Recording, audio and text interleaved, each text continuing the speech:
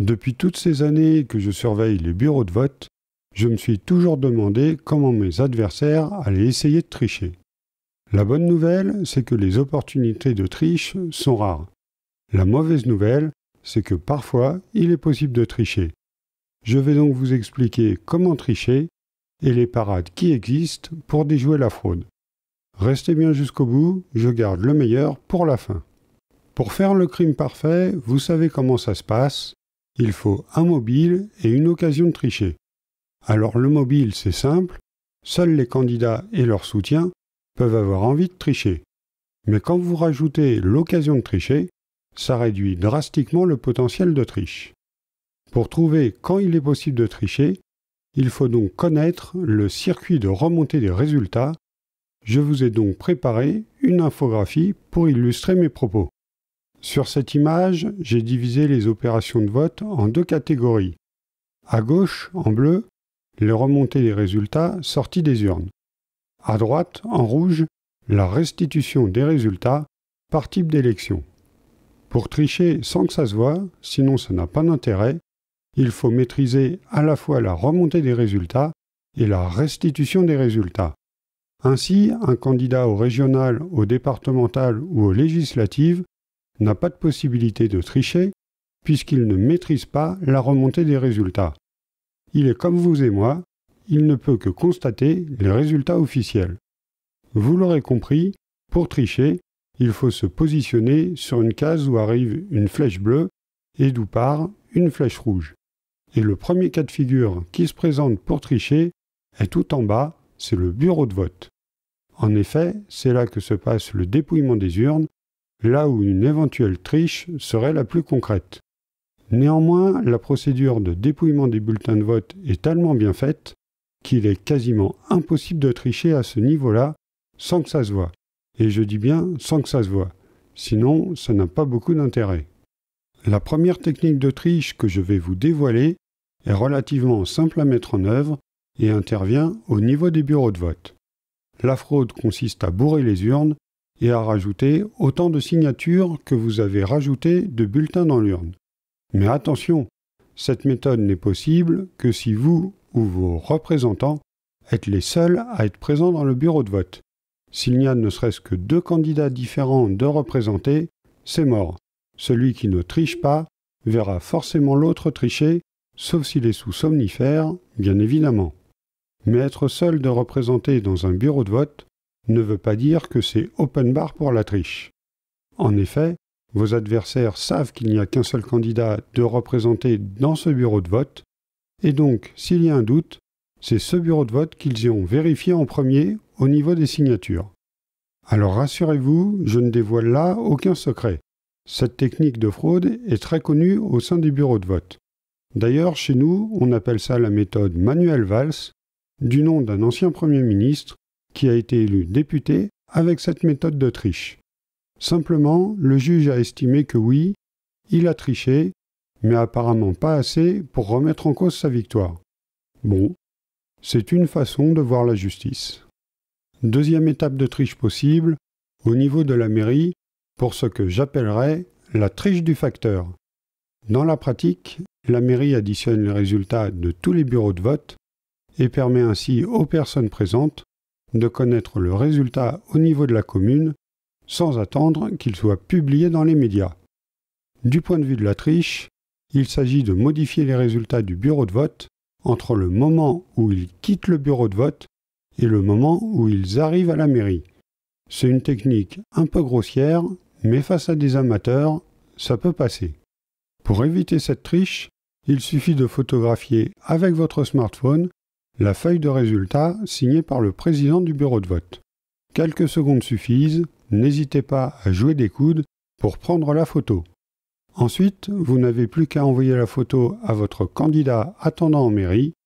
Celui-ci n'a alors plus qu'à additionner les scores de tous les bureaux de vote et vérifier ainsi les additions réalisées par les agents de la mairie. C'est très facile à faire, c'est des maths de base à la portée de tout le monde. Dans la plupart des communes, il y a seulement quelques bureaux de vote, souvent peu de candidats, et rarement plus d'un millier de voix par candidat et par bureau. Et si par hasard vous n'êtes pas représenté dans un des bureaux de vote, Rassurez-vous, d'autres candidats y sont généralement représentés et feront la vérification à votre place. Maintenant qu'on a dit tout ça, qu'est-ce qui reste sur notre graphique? Il reste la préfecture.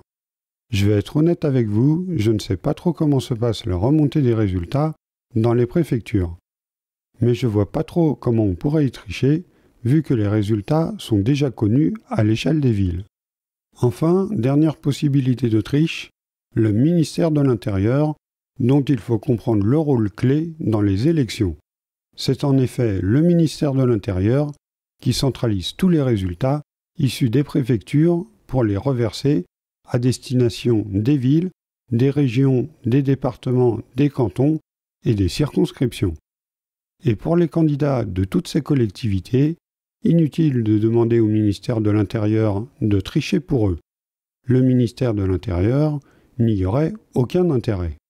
Mais le ministère de l'Intérieur restitue aussi les résultats d'une autre élection que je n'avais pas encore affichée sur le graphique, et que j'affiche maintenant tout en haut. Il s'agit bien sûr de l'élection du président de la République. Et si tricher à une élection locale peut en amuser certains, cela devient beaucoup plus scandaleux quand il s'agit des présidentielles. Alors comment pourrait tricher le ministère de l'Intérieur? Eh bien en utilisant une technique très connue, celle de la double comptabilité.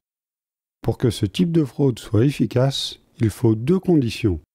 Être rigoureux dans la triche, parce que si vous trichez n'importe comment et que vous êtes contrôlé, vous serez grillé.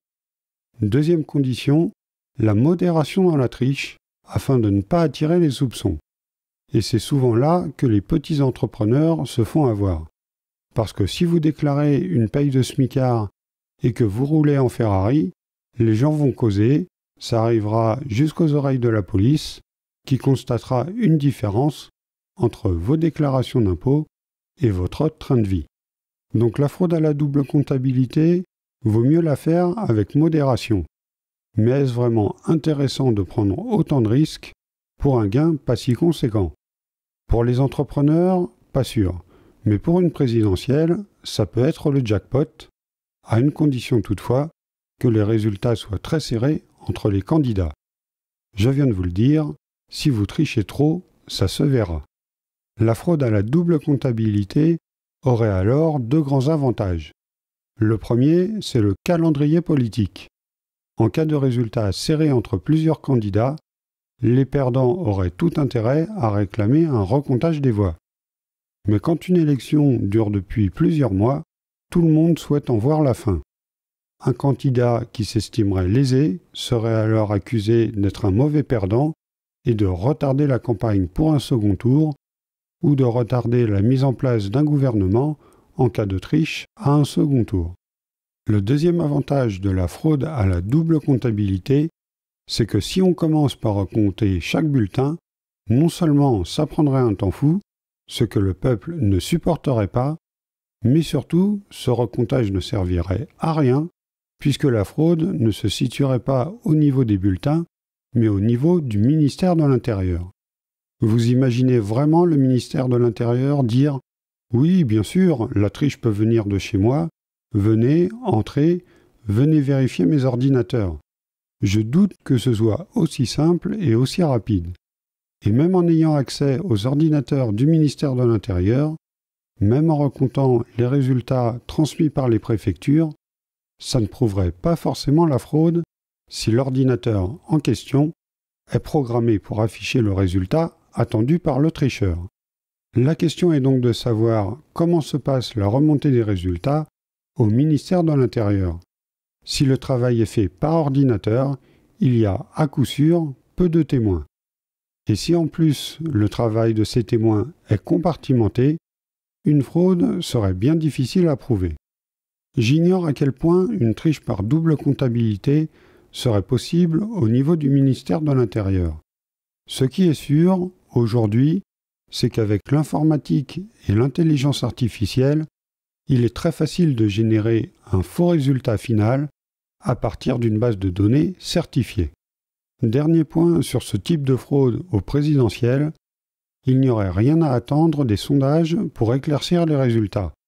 vu que le principe de la fraude a la double comptabilité et que les résultats soient très serrés. Merci d'avoir regardé cette vidéo.